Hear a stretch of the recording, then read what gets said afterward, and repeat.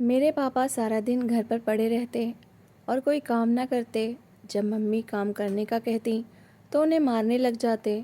एक दिन मैं स्कूल की छुट्टी के बाद लौटा तो मैंने देखा घर के काम करने के बाद मम्मी सामने वाली किराने की दुकान पर चली गईं और 1 घंटे बाद लंगड़ाती हुई बाहर आईं और उनके हाथ में सब्ज़ी और आटा था। जैसे ही घर में आई तो पापा बोले, शाबाश, ऐसे ही लगी रहो और मुझे बस काम करने का नहीं बोलना।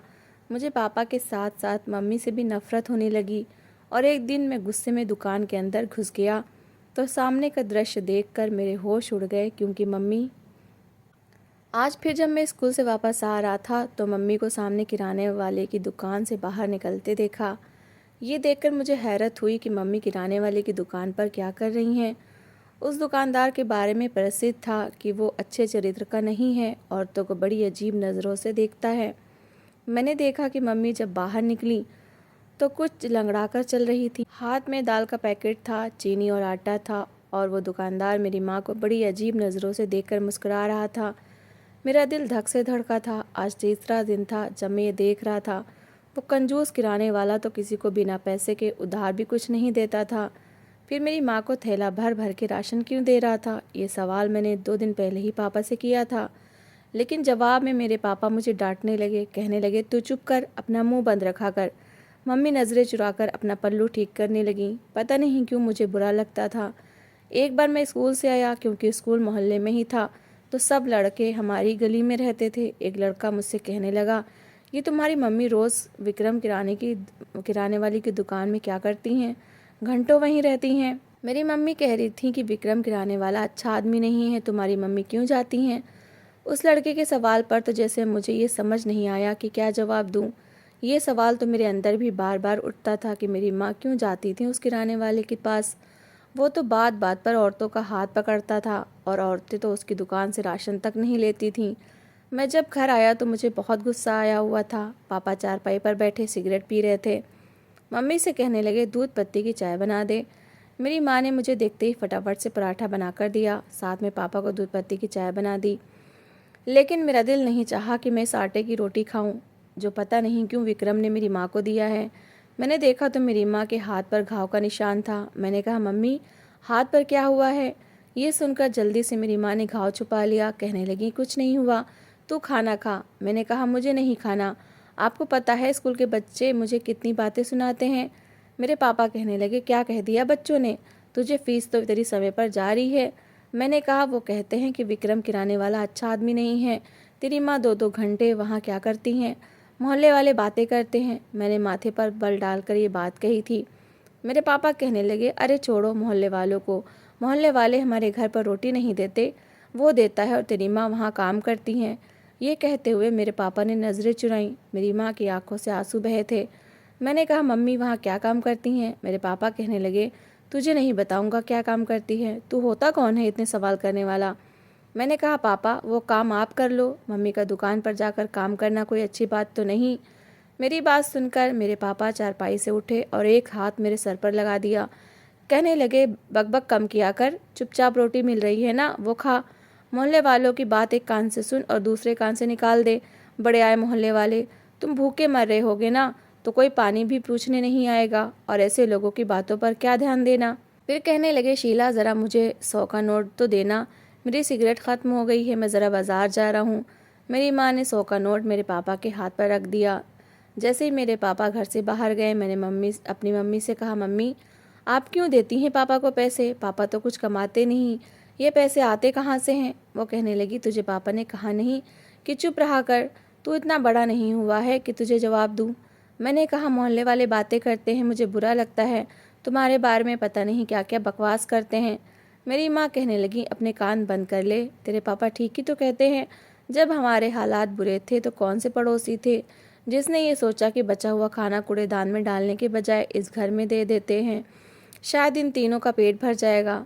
मैंने कहा, भगवान ने ये तो नहीं कहा कि घर बैठे बैठे ही इंतज़ार करो कि रोटी कहाँ से आएगी। जब दुनिया के आदमी कमाते हैं, मेहनत करते हैं, मजदूरी करते हैं, अपना घर चलाते हैं, तो पापा को क्या परेशानी है? पापा को क्यों काम नहीं करते?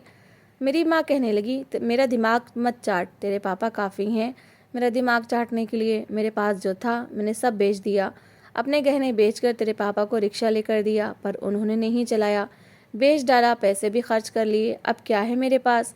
मैंने कहा, यही तो मैं जानना चाहता हूँ, क्यों मानती हो पापा की बात? वो कहने लगी, तो फिर क्या करूँ? घर से बाहर निकाल देंगे मुझे, लावारिस हो जाओगे तुम जानते हो कि तुम्हारे पापा को ना तुमसे कोई प्यार है ना मुझसे। कम से कम सर छुपाने के लिए छत तो मिली हुई है ना। घर से निकाल देगा तो ये छत भी नहीं मिलेगी। और तू जानता है, तेरे बूढ़े नाना नानी खुद किराए के मकान में रहते हैं, हमें नहीं पाल सकते। मैंने कहा, ठीक है, मैं स्कूल छोड़ देता हूँ, मुझे बताओ क्या काम करना है। मैं जाकर विक्रम किराने वाली की दुकान पर वो काम कर लेता हूँ जो तुम करती हो। एक ज़ोरदार थप्पड़ मेरी माँ ने मेरे मुंह पर मारा। कहने लगी, खबरदार, पढ़ाई नहीं छोड़ेगा तू। तेरी खातिर मैं इतनी मेहनत कर रही हूँ कि तू पढ़ेगा, बड़ा आदमी बनेगा। लोगों की बातों पर ध्यान न दे, बस तू इतना पढ़ के तुझे एक अच्छी नौकरी मिल सके। अपने पापा की तरह निकम्मा न बन जाना। उनके माता पिता ने भी शिक्षा को महत्व नहीं दिया था, बस छोटे मोटे कामों पर लगा दिया। पहले वो कमाते रहे, फिर तेरे पापा को बैठने की आदत लग गई और अब वो कोई काम नहीं करते। जब मर्द कोई काम न करे तो फिर सारी ज़िंदगी औरत को ही उसे पालना पड़ता है और मर्द को पालना बहुत मुश्किल होता है। मैंने कहा कि कैसी पढ़ाई पर ध्यान दूँ? लोग मेरी माँ के बारे में उल्टी सीधी बातें करते हैं, मेरा दिमाग काम नहीं करता, मुझे बुरा लगता है। विक्रम किराने वाले की दुकान पर तो कोई जाता तक नहीं, औरतें तो बिल्कुल भी नहीं जाती। बात बात पर हाथ पकड़ता है। और आपको पता है ना, पिछले दिनों एक लड़की की चीखने की आवाज़ें भी उसकी दुकान से सुनाई दी थीं। वो तो लोगों ने जल्दी से दुकान खोली तो लड़की बच गई। मम्मी, मैं इतना छोटा नहीं हूँ कि ये ना समझ सकूँ कि वो किस तरह का आदमी है। मेरी माँ कहने लगी, बस चुप कर जा, मैं तुझसे कुछ नहीं सुनना चाहती और ज़्यादा सोचना छोड़ दे। मैंने कहा, आपका मतलब है कि बेशर्म हो जाऊँ? कहने लगी, हाँ, हो जा बेशर्म। जिस दिन तू बड़ा अफसर बन जाएगा तो मैं छोड़ दूंगी सब कुछ। मेरे लिए बात बहुत कठोर थी। मैंने सुना था कि औरत आदमी की इज्जत होती है। फिर मेरे पापा क्यों अपनी इज्जत की चिंता नहीं करते? मेरी रगों में भी तो उन्हीं का खून दौड़ रहा था। लेकिन मैं तो बेशर्म नहीं हूँ। एक बार मैं अपने दोस्तों के साथ वापस घर आ रहा था। जब विक्रम किराने वाले की दुकान से मेरी माँ बाहर निकली तो लंगड़ा रही थी। सब लड़के मेरी माँ को लंगड़ाता हुआ चलता देखकर हंसने लगे, गंदी गंदी बातें करने लगे। मेरा खून इतना खौला कि मैंने अपने ही दोस्त को मुक्के मारने शुरू कर दिए। मैंने कहा, तू होता कौन है मेरी माँ के बारे में ऐसा कहने वाला? दूसरे लड़के मुझे मारने लगे। मेरा बस नहीं चल रहा था कि मैं सबका खून पी जाऊं। मैंने सब लड़कों को मारना शुरू कर दिया। वो 5-6 थे और मैं अकेला। मैंने मार भी खाई, मेरे मुंह से खून निकलने लग गया, यूनिफॉर्म मिट्टी से भर गया, लेकिन मैं उनको मारता रहा। जब मैंने ज़मीन से पत्थर उठाया तो वो भाग गए। मैं घर आया, मेरा ज़ख्मी चेहरा देखकर मेरी माँ कहने लगी, क्या हुआ है तुम्हें? मैंने कहा, आपको क्या करना? आप जाएं विक्रम किराने वाले की दुकान पर, मुफ्त का राशन लेकर आएं। मैं भी सोच चुका हूँ, जब भी कोई आपके खिलाफ बात करेगा तो मैं ऐसे ही लड़ूंगा, मर जाऊंगा या उन लोगों को मार डालूंगा। ये सुनकर मेरी माँ का रंग उड़ा था। कहने लगी, क्या तू लड़कर आया है? मैंने कहा, हाँ, मैं लड़कर आया हूँ, मार के आया हूँ, सब लड़कों के खून निकाल कर आया हूँ। कहने लगी, पागल तो नहीं हो गया? क्या बदमाश बनेगा बड़ा होकर? मैंने कहा, हाँ, बनूंगा मैं बदमाश ही बनूंगा जब मेरी माँ। अभी ये बात मेरे मुंह में ही थी कि मेरी माँ ने ज़ोरदार थप्पड़ मेरे मुंह पर मारा। कहने लगी, जब तुझे सच नहीं पता तो अपना मुंह बंद रखा कर। मैंने कहा, तो बताती क्यों नहीं हो कि सच क्या है? कहने लगी, अभी नहीं बता सकती। मैं अपने कमरे में गुस्से से चला गया, अपने कपड़े बदलकर अपने बेड पर लेट गया। मेरी माँ मेरे लिए खाना बनाकर ले आई। कहने लगी, उठकर बैठो, खाना खाओ। मैंने कहा, नहीं खाना मुझे, ऐसा खाना जो मेरी माँ की इज्जत बेचकर मुझे खाना पड़े। वो कहने लगी, तुझे किसने कहा कि मैंने इज्जत बेची है? तू ये समझाकर ये तेरी माँ की मेहनत की कमाई है। मैंने कहा, कौन सी मेहनत, कैसी मेहनत? ऐसी भी कौन सी मेहनत है कि जो तुम मुझसे बात नहीं बता सकती? मेरी माँ कहने लगी, भगवान के लिए मेरी ही संतान होकर मेरे चरित्र पर कीचड़ ना उछाल। मेरी बात का विश्वास कर, समय आने पर मैं तुम्हें सब सच बता दूंगी। मैंने कहा, और वो समय कब आएगा? मैं चाहता हूँ लोगों को मुंह तोड़ जवाब दूँ, सबसे ये कह सकूँ कि मेरी माँ गलत नहीं है। ये कहते ही मैं रोने लगा। मेरी माँ के आंसू भी बह रहे थे। फिर कहने लगी, अपने आंसू साफ करो और खाना खाओ। मैंने रोते रोते खाना खाया था। अगले दिन जब मैं स्कूल गया तो प्रिंसिपल ने अपने ऑफिस में बुला लिया, जहाँ वो लड़के भी थे जिनको मैंने मारा था और उन्होंने मुझे मारा था। प्रिंसिपल को शिकायत उन्होंने ही लगाई थी। प्रिंसिपल सर कहने लगे कि अगर तुम्हारी यही हरकतें रहीं तो मैं तुम्हें स्कूल से निकाल दूंगा। पता नहीं तुम्हारी माँ कैसे कैसे गलत काम करती हैं और तुम बदमाश बन रहे हो। प्रिंसिपल के मुंह से ये सुनकर मेरा जी चाहा कि प्रिंसिपल का भी मुंह तोड़कर रख दूं, पता नहीं मेरे मम्मी पापा को ये बात क्यों समझ नहीं आती थी कि लोग धैर्य नहीं करते। वो ये प्रतीक्षा नहीं करते कि कब कोई अपने चरित्र की सच्चाई और कारण दे। वो बदनाम कर देते हैं, दूसरों का जीना हराम कर देते हैं। मुझे स्कूल से लास्ट वार्निंग मिली थी, इसलिए मैं जब घर आ रहा था, इस बार मैं अपने किसी दोस्त के साथ नहीं आया, अकेला ही आ रहा था। जब मैंने देखा कि विक्रम की दुकान का शटर आधे से ज़्यादा बंद है और विक्रम की बातें करने की आवाज़ें आ रही थीं, शायद मेरी माँ से ही बातें कर रहा था। पहले तो मैं अनसुना करके वहाँ से जाने लगा। दोपहर का समय था। फिर सोचा कि झाँक कर देख लेता हूँ कि हो क्या रहा है। इससे पहले कि मैं दुकान के पास जाकर झाँकता, दुकान का शटर थोड़ा सा ऊंचा हुआ। मेरी माँ निकली थी, पसीने से भीगी और घबराई हुई थी। राशन के थैले हाथों में पकड़े हुए थे। मुझे देखकर घबरा गई। कहने लगी, तू यहाँ क्या कर रहा है? मैंने कहा, कुछ नहीं, लाओ मैं पकड़ लेता हूँ। मैंने अपनी माँ के हाथ से दोनों राशन के थैले पकड़ लिए और घर ले आया। कहने लगी, एक गिलास ठंडा पानी पिला दे। मैंने एक गिलास पानी पिला दिया। पहली बार मेरी माँ अपने पेट का निचला हिस्सा पकड़ रही थी। मैंने पूछा, क्या हुआ? कहने लगी, नहीं कुछ नहीं हुआ। ऐसे कामों में ऐसा हो जाता है। पता नहीं क्यों मुझे बड़ा बुरा लगा था। मैं भी हाई स्कूल में साइंस का स्टूडेंट था। मैं इन बातों से इतना भी अनजान नहीं था, इसलिए सुनकर बहुत बुरा लग रहा था। फिर अपनी ही माँ के बारे में सोचना तो और भी ज़्यादा बुरा लगा। अपने अंदर का गुस्सा मैं अपनी माँ को भी नहीं बता सकता था। वो अपने कमरे में चली गई। कहने लगी, अपने पापा को फ़ोन करके कह देना आते हुए बाज़ार से खाना ले आएँ। आज मुझसे खाना नहीं बन पाएगा। आज मेरी बिल्कुल हिम्मत नहीं है। 4 घंटे में उसकी दुकान पर काम करके आई हूँ। ये सुनकर मेरे तन बदन में आग लग गई। लेकिन माँ ने कहा था कि शक न करना। कैसे शक न करता, ये भी मुझे बता दें। मेरी माँ की बातें ही शक करने वाली थीं। मैंने अपने पापा को फ़ोन किया तो हंसने की आवाज़ें आ रही थीं। यार तू भी बड़ा मजाक करता है, हंसा हंसा के पेट में दर्द कर दिया है। चल अब बोतल पिला। पापा हंसते हुए बोले, हाँ हाँ बोतल भी पिलाऊंगा और आज खाना भी खिलाऊंगा। आज तो मेरी पत्नी ने बहुत देर तक मेहनत की है, अच्छे खासे पैसे लाएगी। ये सुनकर मेरा जी चाहा कि अपने पापा का खून कर दूं। फिर फ़ोन पर कहने लगे, हाँ बोल, क्या काम है? मैंने कहा, मम्मी कह रही हैं उनकी तबीयत ठीक नहीं है, खाना बाहर से लेते आइएगा।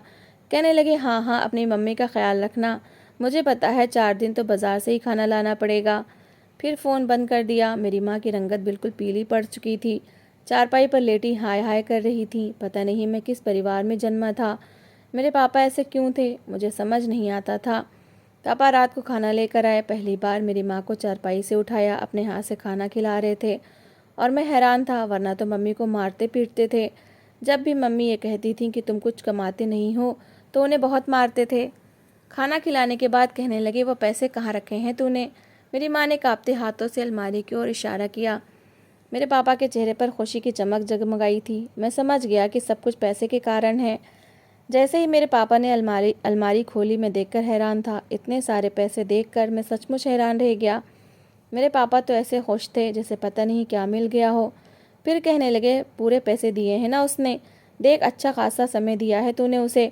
बड़ी बेशर्मी से बातें कर रहे थे। मम्मी कहने लगी, नहीं बाकी के पैसे बाद में देगा, कहता है कि जल्दी दे दूंगा। और हाँ, 2 दिन मुझे उसकी दुकान पर नहीं जाना, लेकिन कह रहा था कि उसके बाद 4 दिन तक मैं घर वापस नहीं आ सकती, मुझे उसके साथ जाना पड़ेगा। ये सुनकर मेरे होश उड़ गए थे। मेरे पापा कहने लगे, अच्छा अच्छा ठीक है, ये सारे पैसे मैं सुबह बैंक में रखवा देता हूँ। ये देखकर मेरा दिल चाहा कि मैं पंखे से लटक कर मर जाऊँ। बेशर्मी की भी कोई सीमा होती है, लेकिन मेरे मम्मी पापा ने तो शायद बेशर्मी की सारी सीमाएं ख़त्म कर दी थीं। मम्मी हाय हाय करते हुए फिर से लेट गईं। पता नहीं वो विक्रम मेरी मम्मी को कहाँ लेकर जाएगा। 4 दिन मेरी माँ के साथ क्या क्या करेगा। मैं मानसिक तनाव से ग्रस्त हो चुका था। पढ़ाई में दिल नहीं लग रहा था। स्कूल का कोई लेक्चर मेरे दिमाग में नहीं बैठ रहा था, क्योंकि दिमाग अपनी माँ की ओर लगा हुआ था। दिल चाह रहा था कि अपने आप को ख़त्म कर लूँ। मोहल्ले वालों की नज़रें हमारे घर पर ही रहती थीं। मैं अब यही सोच रहा था कि जब माँ घर पर नहीं आएंगी तो मोहल्ले वाले तो बहुत बातें करेंगे कि तुम्हारी माँ कहाँ है, इतने दिन बाद आई हैं। मुझे शायद 4 दिन बाद किसी वेश्या का बेटा पुकारा जाएगा। मैं रोने लगा, फूट फूट के रोने लगा। मेरी माँ 4 दिन नहीं आई। 4 दिन बाद जब घर आई तो उनसे ठीक से चला भी नहीं जा रहा था। मेरे पापा मम्मी को गाड़ी में बिठा कर लाए थे, फिर चारपाई पर लिटाने में मदद की। कहने लगे, अब तू आराम कर, पूरा महीना मैं तेरा ध्यान रखूँगा। बस ये पैसे मैं ज़रा बैंक में जमा कराऊँ। उनके पास इतने पैसे थे कि मैं समझ नहीं पा रहा था कि इतने पैसे वो विक्रम किराने वाला लाया कहाँ से है। क्या किया है उसने मेरी माँ के साथ? मेरी माँ दर्द से कराह रही थी। फिर मुझसे कहने लगी, तेरे साल भर की फ़ीस की व्यवस्था कर दी है मैंने। देख दिल लगा के पढ़ना। मैंने कहा भाड़ में गई पढ़ाई, मेरा तो दिल चाहता है कि आत्महत्या कर लूँ। पता नहीं कौन सा पाप करके पैसे उठा कर लाई हो। मम्मी इससे तो अच्छा था तुम पैदा होते ही मेरा गला घोट देती। ये सुनकर मेरी माँ की आंखों से आंसू बहे थे। कहने लगी, मुझे दुख लोगों की बातों का नहीं, क्योंकि उनका तो काम ही है बातें बनाने का। मुझे दुख तेरी बातों का है। तूने भी अपनी माँ को वैसा ही समझ लिया जैसे सब लोग समझते हैं। तू भी अपनी माँ को उसी नज़र से देख रहा है जिस नज़र से मोहल्ले वाले देखते हैं। तुझे लगता है कि तेरी माँ कोई बुरा काम कर सकती हैं? मैंने कहा तो बताती क्यों नहीं। मेरा ये कहना था कि मुझे लगा जैसे मेरी माँ के कपड़ों पर खून लगा है। उसी जगह मेरी माँ ने हाथ रखा। कहने लगी, बहुत दर्द हो रहा है। मैं जल्दी से आया। जैसे ही देखा तो होश उड़ गए, क्योंकि उनके पेट पर पट्टियाँ बंधी हुई थीं। मेरी माँ अपनी किडनी बेच कर आई थी। विक्रम की बेटी की दोनों किडनी फेल हो गई थी और मेरी माँ उसकी दुकान पर जाती थी, लेकिन वहीं से पीछे के रास्ते से निकलकर उसके साथ हॉस्पिटल चली जाती, अपने टेस्ट करवाती थी। मेरी माँ की किडनी उसकी बेटी से मैच हो गई थी, लेकिन विक्रम ने कहा था कि किसी को भी इस बात का पता ना चले। ये काम चुपचाप होना चाहिए। मोहल्ले वाले मेरी माँ को जो मर्जी समझें, लेकिन वो सच नहीं बताएगी। और ये बात विक्रम की मेरे मम्मी पापा दोनों से हुई थी। मैं फूट फूट के रोया था। मेरी माँ ने मेरे लिए इतना बड़ा बलिदान दिया था। कहने लगी, तेरे पापा कहते थे कि मैं नहीं कमाऊंगा, तू ऐसा कर, बेटे का स्कूल छुड़वा दे, उसे मैं किसी मैकेनिक की दुकान पर रखवा देता हूँ। मेरी मम्मी कहने लगी, नहीं, मेरा बेटा पढ़ लिख कर बड़ा अफसर बनेगा, उसके लिए मुझसे जो हो सकेगा मैं करूँगी। पूरे 20 लाख मेरी माँ ने अपनी किडनी बेची थी। विक्रम की बेटी का रिश्ता तय हो गया था। जिस बेटी की दोनों किडनी खराब हो चुकी थी, वो चाहता था कि चुपचाप ही काम हो, उसकी बेटी का किडनी ट्रांसप्लांट भी हो जाए और उसकी शादी भी हो जाए और किसी को पता भी ना चले। 1 महीने मैंने खुद अपनी मम्मी की सेवा की थी। मेरी माँ की तबीयत ठीक हो गई थी। मैं पैसे बहुत सोच समझ कर खर्च करता था और मेरी मम्मी भी मेरे पापा को फालतू पैसे नहीं देती थी। कहती थी, मैंने इतनी कुर्बानी अपने बेटे के लिए दी है, आज मैं एक बड़ा अफसर बन चुका हूँ और अपनी माँ की भी सेवा करता हूँ। मेरे पापा अभी भी कोई काम नहीं करते, बस उन्हें खाने से मतलब है। उन्हें 2 टाइम की रोटी और सिगरेट मिल जाए, वो खुश रहते हैं। लेकिन अपनी माँ के बलिदान को मैं कभी भी भूल नहीं सकता। उन्होंने मेरे लिए बहुत बड़ा बलिदान दिया है। तो दोस्तों, इस कहानी को लेकर आपकी क्या राय है, कमेंट बॉक्स में ज़रूर बताएं। और अगर आपको हमारी आज की कहानी अच्छी लगी हो तो प्लीज़ इसे लाइक ज़रूर करें। अगर आपने अभी तक हमारे चैनल को सब्सक्राइब नहीं किया तो ज़रूर कर लीजिए। तो मिलते हैं ऐसी एक और मोटिवेशनल कहानी के साथ। Thanks for watching.